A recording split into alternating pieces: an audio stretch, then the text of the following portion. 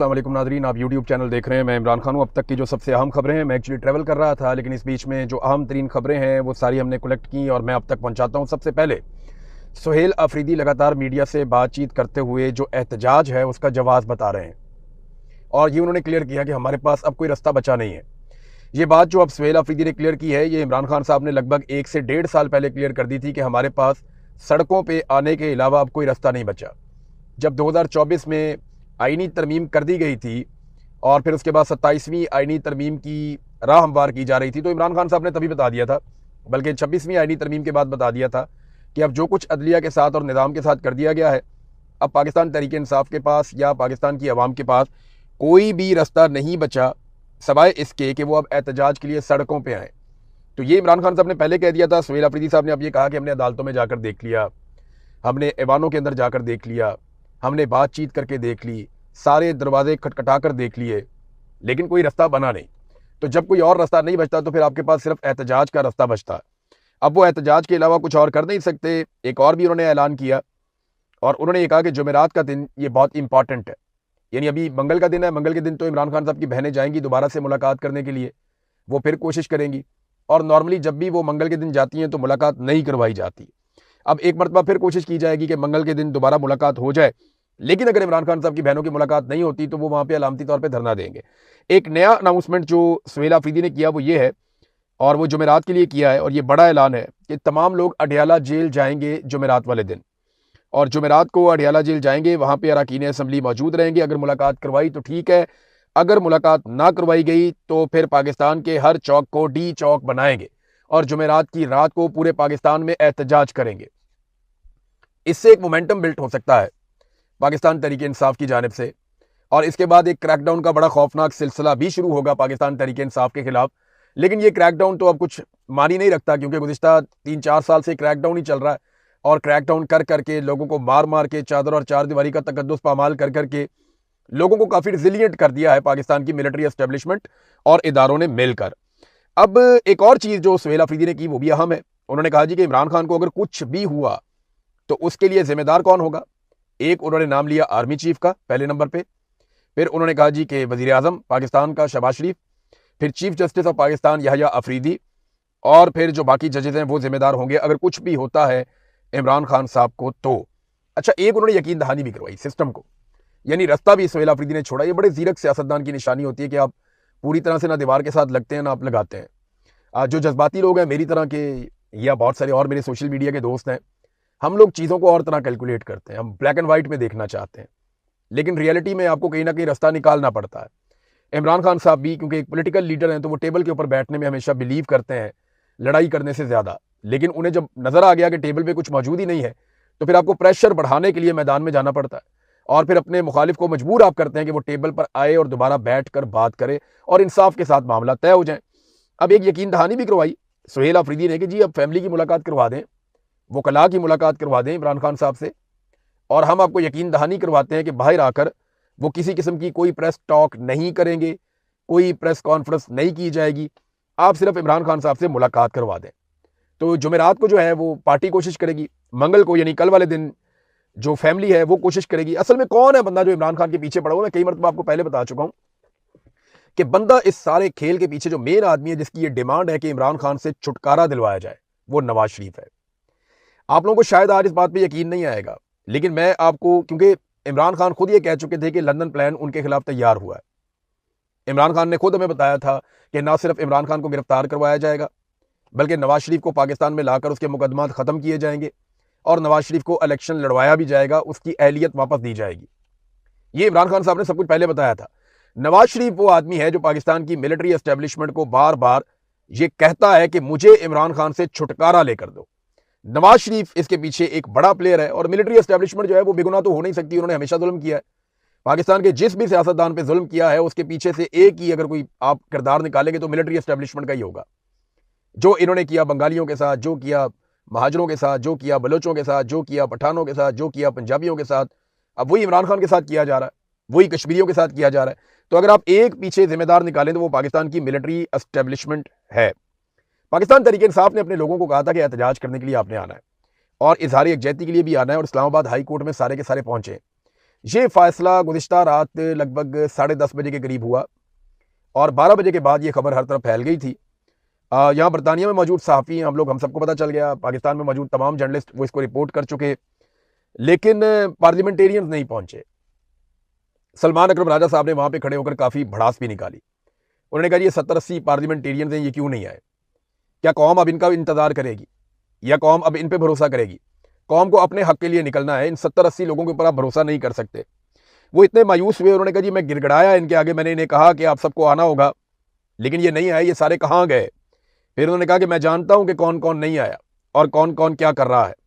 उन्होंने ये भी कहा कि मैं ये भी जानता हूं कि 5 अगस्त को कौन कौन आया और कौन कौन नहीं आया, तो हम एक्सपोज करेंगे। ये भी सलमान अकरम राजा साहब ने तंग आकर कहा।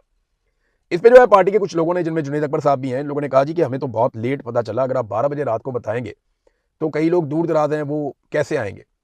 देखें, ज़्यादातर जो पार्लियामेंटेरियंस हैं वो तो बहुत करीब हैं। अब कराची से थोड़ी आना था या बलूचिस्तान से थोड़ी आना था, ये खैबर पख्तूनख्वा के अगर आप किसी भी एरिया से MNA को लाना चाहें तो 2 घंटे 1.5 घंटा लगता है, देता है। लेकिन जब भी आप पुलिस स्टेशन में उसके खिलाफ दरखास्त लिखेंगे कि ये मेरे से रिश्वत मांग रहा है, तो आप SHO के नाम ही लिखेंगे। लिहाजा आपको अपनी कानूनी कार्रवाई पूरी करनी चाहिए ताकि वो सनद रहे और बवक्ते जरूरत, क्योंकि वक्त बदलेगा। याद रखिएगा, वक्त ऐसा नहीं रहेगा। ये जो लोग आज फिरौन बने हुए ना, ये सारे कल को तरसेंगे। ये सारे लोग कल को, याद रखिएगा मेरी बात आप, ये सारे लोग कल को मदद मांगेंगे। ये मिन्नतें कर रहे होंगे कि हमारी जान छूट जाए किसी तरह, और जान नहीं छूटेगी। जितना जुल्म इन्होंने कर दिया ना, हर जालिम के लिए बड़ा दर्दनाक अजाब है, और ये अल्लाह रब्बुल इज्जत ने फरमाया। अब देखना इनके साथ होगा क्या। बहरहाल मीडिया कोशिश कर रहा है कि इख्तिलाफात बढ़ते जाएं, और सेक्टर कमांडर के हवाले से सुहेल अफरीदी साहब को फौरी तौर पे ये एक्शन लेना चाहिए। उन्हें करारदाद भी पेश करनी चाहिए, मुकदमा भी दर्ज करवाना चाहिए, और मामले को हर फोरम पे उठाना भी चाहिए। देखें ना, अभी ये लतीफ़ खोसा साहब ने भी एक स्टेटमेंट दे दिया नदीम मलिक साहब के प्रोग्राम में, और बड़ा खुलकर उन्होंने कहा कि हर जिले पर sector commander, colonel, major, brigadier, ये फौजी अफसर बैठे हुए, ये वहां फॉर्म 47 बनाते हैं। इनका क्या काम है? चादर और चार दीवारी का तकद्दुस पामाल करते हैं, इनका क्या काम है? अब कैटेगोरिकली लोग बोलना शुरू हो गए। पहले लोग बोलने से डरते थे, बात नहीं करते थे, अब लोगों ने खुलकर बात करना शुरू कर दी है। ये एक अच्छा साइन है। नाजरीन, अब ये तो हो गई पाकिस्तान तहरीक इंसाफ की पॉलिटिक्स, इस पर हम बात करते रहेंगे। कश्मीर में आज 4 सीटों के ऊपर इलेक्शन हो रहा है, और यहाँ गार्डियन के अंदर बरतानिया में खबर छपती है कि मोहम्मद अख्तर नामी एक बरतानवी शहरी है जिन्हें गोली मारकर सिक्योरिटी फोर्सेज ने कश्मीर में शहीद कर दिया। उसके अलावा कुछ बरतानवी शहरी जो है वो गिरफ्तार भी हैं, और उन्हें 2-2 महीने से गिरफ्तार किया हुआ है। अब ये बड़ा संजीदा इशू है, बरतानिया इसको किसी और तरह देखता है। जो बरतानिया की गवर्नमेंट है वो बार बार इसमें राब्ता भी करती है। तो पाकिस्तान जो कुछ कर रहा है आज़ाद कश्मीर में, ये पाकिस्तान के क्रेडिट में ये बात नहीं जा रही। ये फ्यूचर के अंदर प्रॉब्लम क्रिएट करेगी और आपके लिए मसाइल बढ़ेंगे। ये जो नफरत की आग लग गई है ये ऐसे बुझेगी नहीं। बहुत सारे ऐसे लोग पैदा हो गए हैं जो कल तक पाकिस्तान के नारे लगाते थे, कल तक भारत के खिलाफ जाके नारे लगाते थे। आज वो भारत के खिलाफ एहतजाज नहीं कर रहे, वो पाकिस्तान की सरकार के खिलाफ एहतजाज कर रहे हैं, और ये पाकिस्तान की मिलिट्री एस्टेब्लिशमेंट की घटिया और नाकस पॉलिसियों की वजह से हो रहा है। नाज़रीन, ज़ीशान इवान साहब हैं, इन्होंने एक डाटा निकाला। ये डाटा बड़ा इंटरेस्टिंग है। डाटा ये बताता है कि ये पूरा जो खित्ता है ना, जहां पे हम रहते हैं पाकिस्तान, यहां पे सबसे ज्यादा जो तनख्वाहें और अलाउंसेज है ना, वो पाकिस्तान के पार्लियामेंटेरियंस के पास है। अंदाजा कीजिए आप। हमारा मुल्क मईशत में सबसे ज्यादा नीचे गया हुआ है, सरमायाकारी में हमारी बर्बादी फिर गई है, दहशतगर्दी में हम सबसे आगे चले गए हैं, लेकिन पार्लियामेंटेरियंस की तनख्वाहें और मुराद सबसे ज्यादा है, हमारी अलाउंसेज सबसे ज्यादा है।